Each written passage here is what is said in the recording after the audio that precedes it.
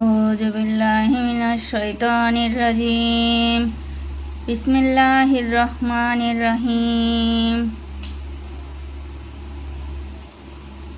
فإن أبصرتم فما استيسر من الهدي ولا تهلكوا رؤوسكم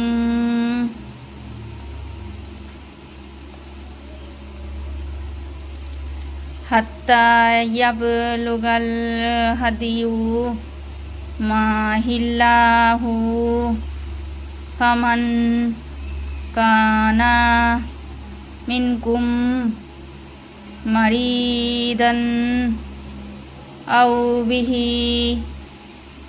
أعجم من رأسه ففدية من صيام أو صدقة أو نسك فإذا أمنتم فمن تمتع بالعمرة إلى الحج فما استيسر من الهدي فمن لم يجد فصيام ثلاثة أيام في الحج وسبعة إذا رجعتم تلك عشرة كاملة ذلك لمن لم يكن أهله حاضر المسجد الحرام واتقوا الله واعلموا أن الله شديد العقاب الحج أشهر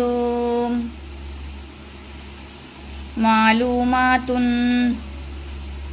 فمن فرض فيهن الحج فلا رفث ولا فسوق ولا جدال في الحج وما تفعلوا من خير يعلمه الله وتزودوا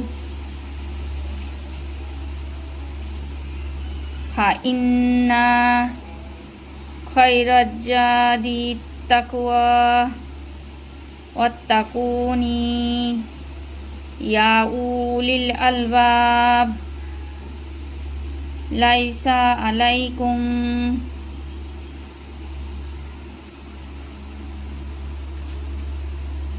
তবে সহজলভ্য কুরবানি করো, আর যে পর্যন্ত কুরবানির পশু যথাস্থানে না পৌঁছে তোমরা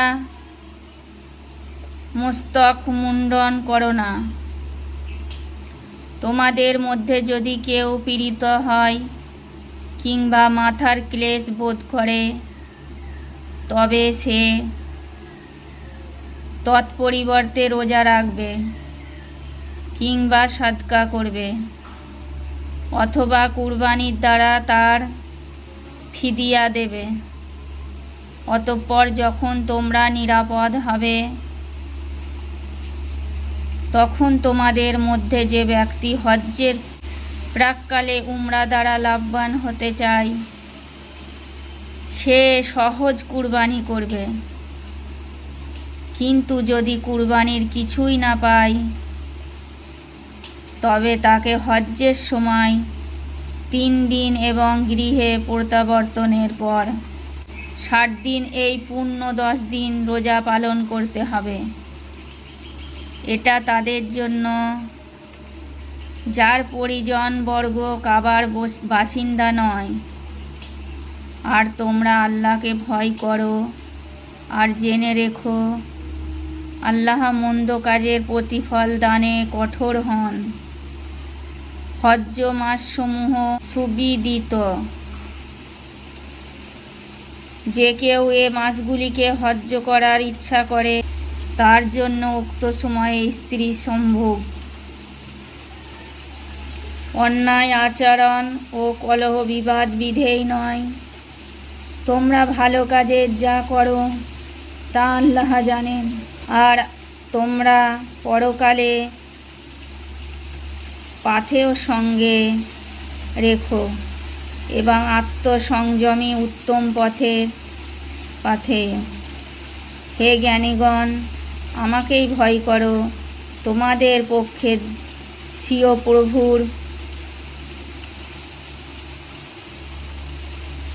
জুনাহুন আনতাবতাগু ফাদলাম মির রব্বিকুম ফাইজা আফাদতুম মিন আরাফাতিন ফাজকুরুল্লাহা ইনদাল মাসআরিল হারাম ওয়াজকুরুহু কামা হাদাকুম ওয়া ইন কুনতুম মিন কাবলিহি লা মিনাদ দাল্লিন সুম্মা আফিদু মিন হাইসু আফাদান নাসু আস্তাগফিরুল্লাহ ইন্নাল্লাহা গফুরুর রহিম।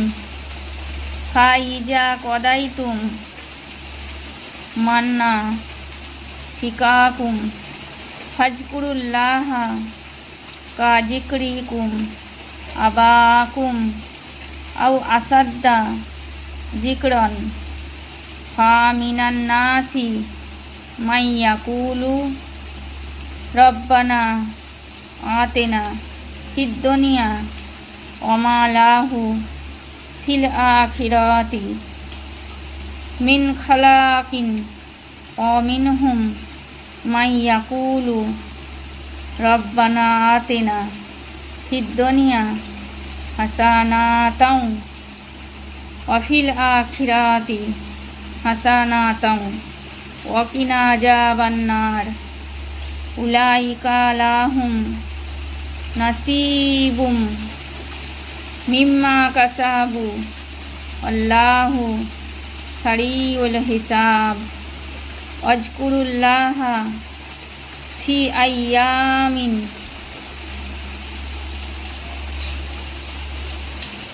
অনুগ্রহ সন্ধান করতে তোমাদের কোনো পাপ নেই। অর্থাৎ হজ্জের সময় ব্যবসা বাণিজ্য নিষিদ্ধ নয়। সুতরাং যখন তোমরা আরাফাত থেকে প্রত্যাবর্তন করো তখন কাবা নিদর্শন স্থলে আল্লাহকে স্মরণ করো এবং আল্লাহর নির্দেশ মতে স্মরণ করবে। যদিও ইতিপূর্বে তোমরা পথভ্রান্তদের অন্তর্ভুক্ত ছিলে, লোকেরা যেভাবে প্রত্যাবর্তন করে তোমরাও সেভাবে প্রত্যাবর্তন করো। আল্লাহর নিকট ক্ষমা চাও। বস্তুত আল্লাহ ক্ষমাশীল ও দয়ালু। অতঃপর যখন হজের অনুষ্ঠানাদি সমাপ্ত করবে তখন আল্লাহকে স্মরণ করো, যেমন তোমরা স্বীয় পিতৃপুরুষকে স্মরণ করতে অথবা তদপেক্ষা অধিক স্মরণ করো। মানুষের মধ্যে যারা বলে, হে রব, দুনিয়াতেই আমাদেরকে দাও, বস্তুত আখেরাতে তাদের জন্য কোনো অংশ নেই। আর তাদের মধ্যে থেকে যারা বলে, হে আমাদের রব, আমাদের দুনিয়াতে ও আখিরাতে কল্যাণ দান করো এবং অগ্নির শাস্তি থেকে রক্ষা করো। তারা যা অর্জন করেছে তার প্রাপ্ত অংশ তাদেরই আল্লাহর হিসাব গ্রহণে। ততঃপর নির্ধারিত দিনগুলিতে আল্লাহকে স্মরণ করো যদি কেউ দোয়ায় 1-200 রাসূল করিম সাল্লাল্লাহু আলাইহি সাল্লাম এক রোগক্রান্ত অসুস্থ মুসলমানকে পরিদর্শন করতে গিয়ে দেখেন যে রুগীটি একেবারে হাড্ডিসার হয়ে গেছে। অতঃপর রাসূলুল্লাহ সাল্লাম তাকে বললেন, তুমি কি আল্লাহর নিকট কোনো প্রার্থনা করেছ? সে বলল, হ্যাঁ, আমি এ প্রার্থনা করেছিলাম, হে আল্লাহ, আপনি পরকালে আমাকে যে শাস্তি দিবেন সে শাস্তি আমাকে দুনিয়াতে ভোগ করিয়ে দিন। এ কথা শুনে রাসূল সাল্লাল্লাহু আলাইহি সাল্লাম আশ্চর্যান্বিত হয়ে বললেন, সুবহানাল্লাহ, কারো কি যন্ত্রণাদায়ককে শাস্তি সহ্য করার ক্ষমতা আছে? এখন তুমি রব্বানা আতিনা ফিদ দুনিয়া হাসানাতাও ওয়া ফিল আখিরাতি হাসানাতাও ওয়া কিনা আযাবান্নারি এই দোয়াটি পড়ো।